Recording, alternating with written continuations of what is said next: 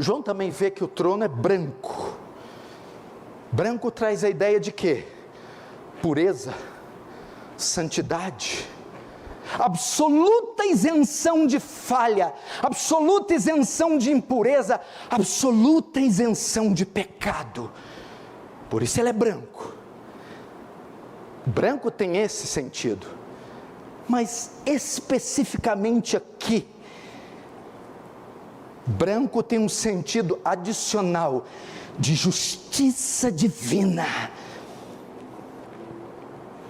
Isso quer dizer que não existe nem mesmo um salpico, uma mancha, uma marca de dobra que desfigura a brancura da perfeita justiça de Deus. Branco é para mostrar a excelência moral e a perfeita justiça de Deus, é o brilho reluzente de sua santidade e justiça perfeitas, de modo que nem os serafins podem contemplar, eles têm que cobrir o rosto.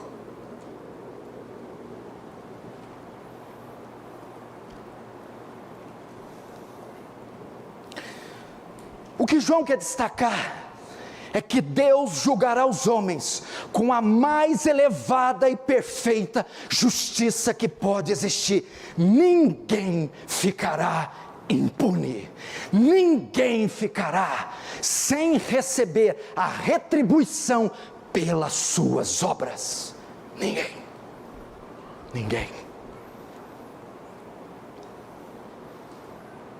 É um trono que ocupa todo o universo, cuja brancura reflete a perfeita justiça de Deus. Agora, João está dando características do trono. Agora João vai mostrar quem está sentado no trono.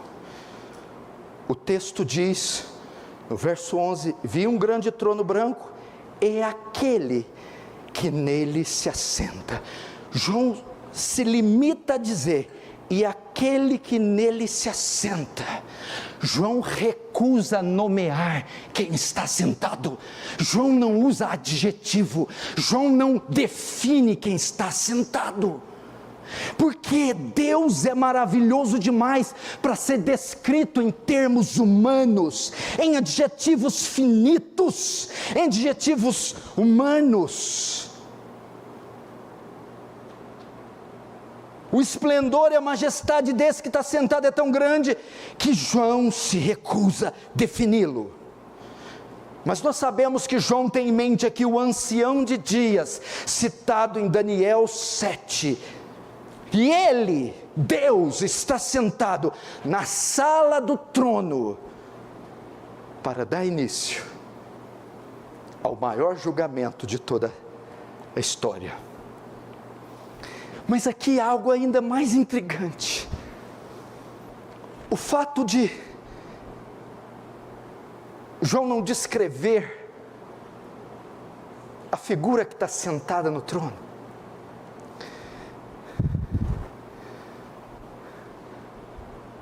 É como se Deus não quisesse se revelar. A ideia aqui é que nesse dia não haverá mais revelação de Deus ao homem. Acabou! Eles tatearão na escuridão, eles não o reconhecerão, não haverá revelação de Deus, do Evangelho de Deus, da salvação de Deus. Deus agora se fechou para toda a humanidade.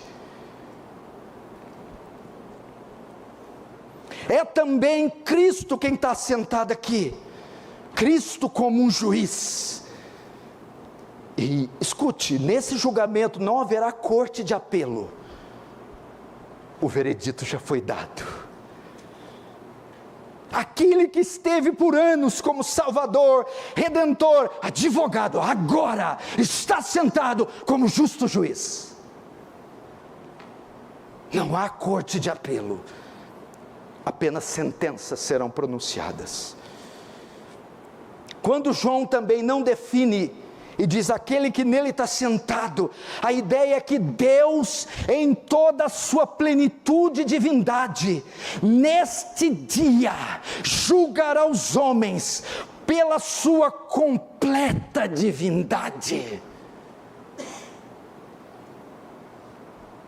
Daniel 7:9, continuei olhando até que foram postos uns tronos, e o ancião de dia se assentou, sua veste era branca como a neve, os cabelos da cabeça como pura lã, o seu trono eram chamas de fogo, suas rodas eram fogo ardente, e um rio de fogo, uma nave saía diante deles, milhares de milhares o serviam, e miríades de miríades estavam diante dele, e assentou-se no tribunal. É a mesma visão.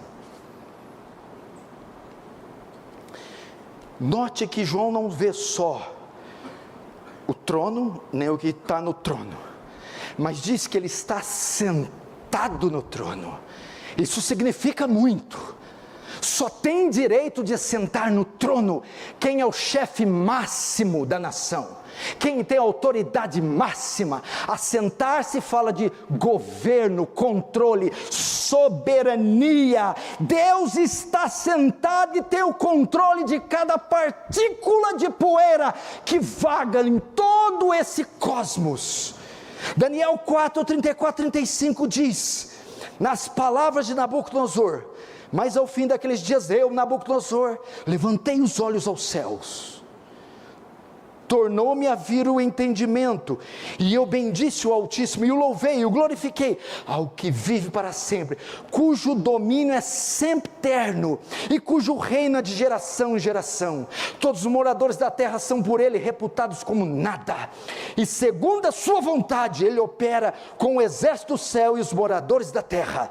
Não há quem lhe possa deter a mão, ou não há quem lhe possa estorvar o braço, nem lhe dizer: que fazes? Ele está sentado nesse trono.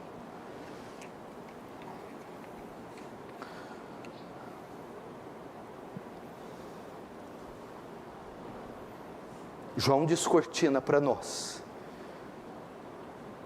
o penúltimo ato da peça,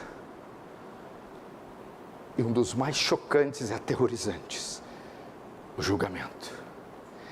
Essa face de Deus não é pregada em púlpito algum, quase em púlpito algum desse planeta.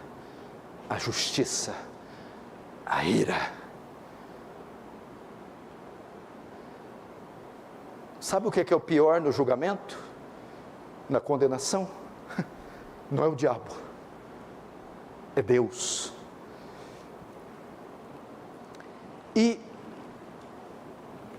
a imagem desse julgamento é tão esplêndida, a glória desse julgamento é tão esplêndida, presta atenção, que a criação, o cosmos, a lua, as estrelas, o sol, o mar, os peixes, os animais, a criação sentirá o impacto desse julgamento.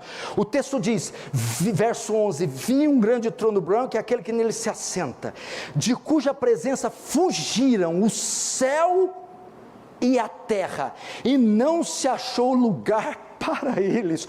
Meu irmão, o impacto desse julgamento, esse julgamento é tão terrível. A ideia do grego é que o céu e a terra fugiram com o fim de buscar abrigo, segurança.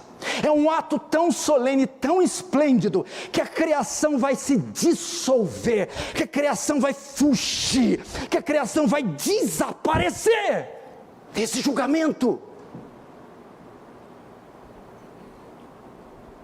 Presta atenção, no capítulo 4, também uma descrição do trono. Vocês se lembram quando eu comecei a série? João vê uma porta aberta no céu e entra, e vê o trono. O capítulo 4 dá uma descrição do trono. João vê em capítulo 4 um arco-íris.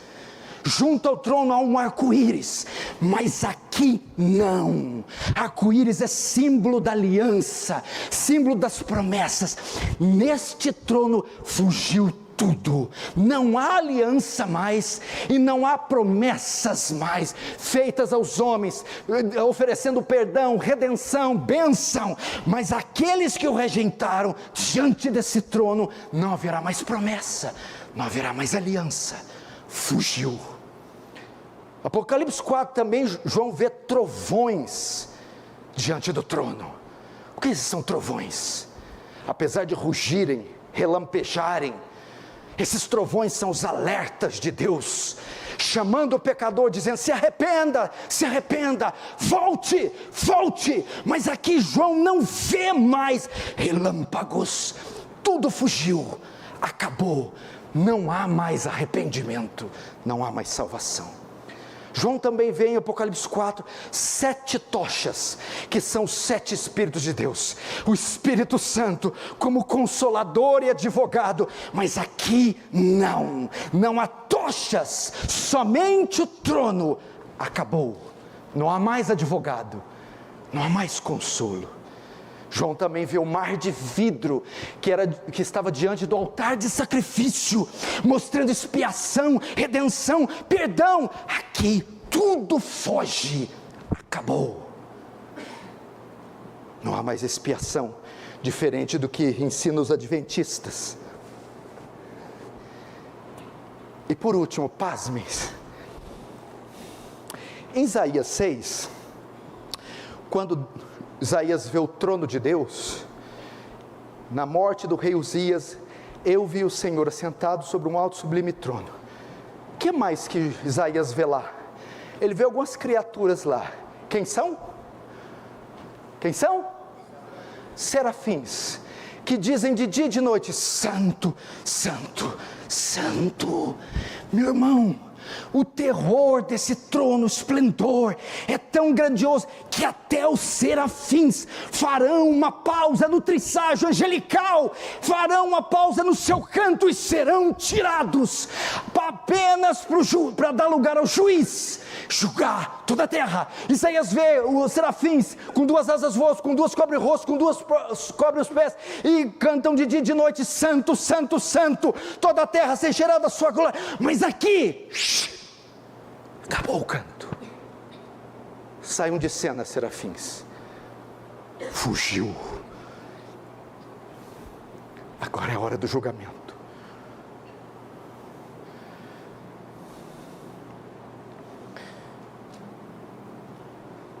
Vi um trono branco, de cuja presença fugiram o céu e a terra, e não se achou lugar para eles. Nesse dia, João quer mostrar também que a criação de Deus será afetada de tal maneira que a terra passará por uma total mudança. Nesse momento, a atmosfera, as galáxias, o universo será enrolado como um pergaminho para ser substituído pelo novo céu e nova terra. A antiga ordem aqui desaparece e dá lugar à nova ordem, conforme Apocalipse 6, que já tinha sido registrado, verso 13: as estrelas do céu caíram pela terra, como a figueira quando abalada por vento forte deixa cair seus figos verdes. O céu recolheu-se como um pergaminho quando se enrola, então todos os montes e ilhas foram removidos do seu lugar. É exatamente isso que João está contemplando agora. Salmo 75:2, quando chegar o tempo determinado, julgarei retamente, dissolve-se a terra e todos os seus moradores. Salmo 97:5, derretem-se como cera os montes, na presença do Senhor de toda a terra. É exatamente o que João está vendo. A criação se dissolvendo diante desse julgamento.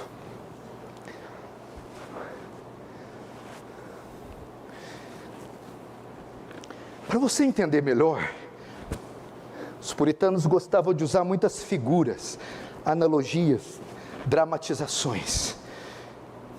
Imagine a sala do julgamento, a sala desse trono que tem dimensões imensurável. Imensurável é que não se pode medir. Imagine essa sala, os homens entrando por um lado da sala do trono, enquanto do outro lado você vê os céus e a terra fugindo, gritando: chegou o dia da ira, chegou o dia da ira, fujam, fujam, fujam, e os homens entrando e vendo a criação sair.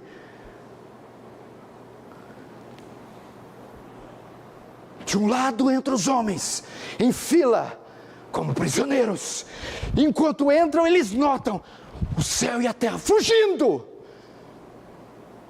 porque não ousam estar naquele trono. 1 João 2,17, ora o mundo passa bem como toda a sua concupiscência. Esse termo aqui, o mundo passa, no grego, quer dizer, o mundo está sendo empurrado para fora, a velha ordem passando.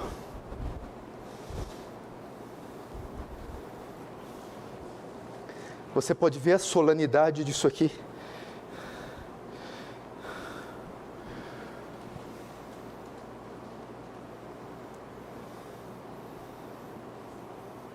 Agora,